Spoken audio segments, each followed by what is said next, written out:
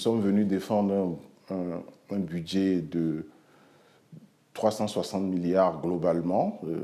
Vous remarquerez que ce budget est en baisse d'à peu près 12,50% par rapport à l'année 2024. En respectant les équilibres budgétaires, le cadrage qui nous a été donné, on pourrait penser que c'est parce que nous avons contre-performé qu'on nous donne moins. Mais ce n'est pas du tout le cas, puisque nous sommes en train d'évoluer vers la mise en œuvre des principaux projets et programmes du PAG. Tout dépend de la phase dans laquelle nous sommes et des ressources dont nous avons besoin pour finir correctement le travail qui nous a été confié. Le PAG 2, 2021-2026, est vraiment dans sa phase active à la vitesse de croisière.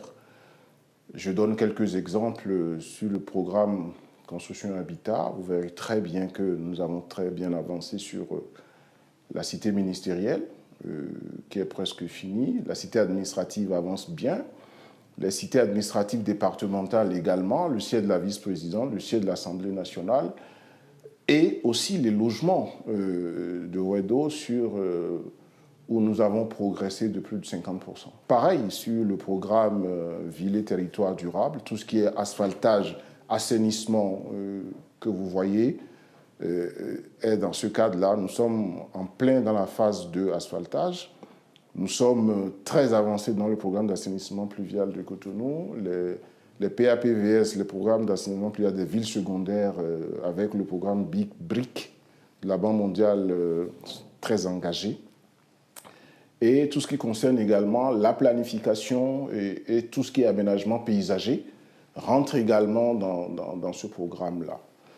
Pareil pour l'environnement et le climat où la gestion des déchets est au cœur de nos interventions, mais également la lutte contre les inondations, la protection côtière, tout ce qui concerne un peu nos efforts pour une meilleure résilience en termes face au changement climatique. Tout ça fait que les eaux-forêts également, nous sommes en train de finir la réhabilitation de 10 forêts classées sur les 48 que nous avons.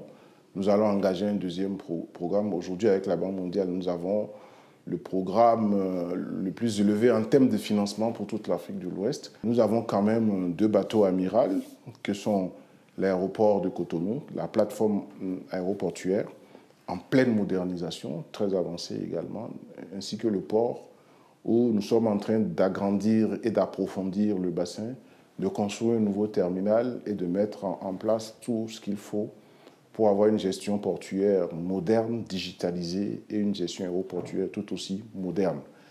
Globalement, nous sommes aussi au service de tous les autres secteurs en ce qui concerne la construction et la mise en place des infrastructures, tout orienté vers la résilience au changement climatique.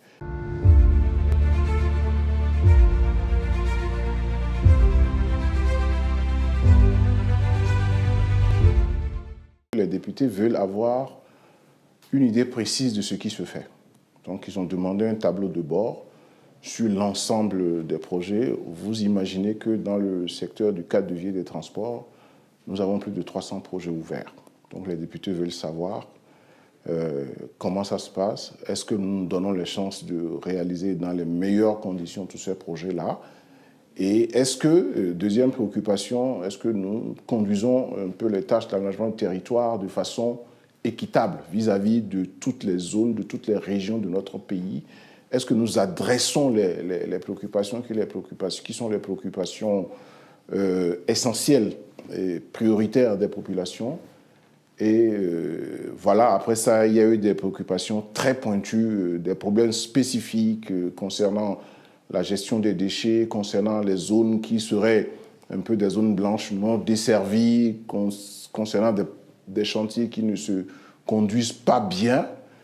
Autant de préoccupations qui sont des préoccupations spécifiques, mais qui concernent tout le monde.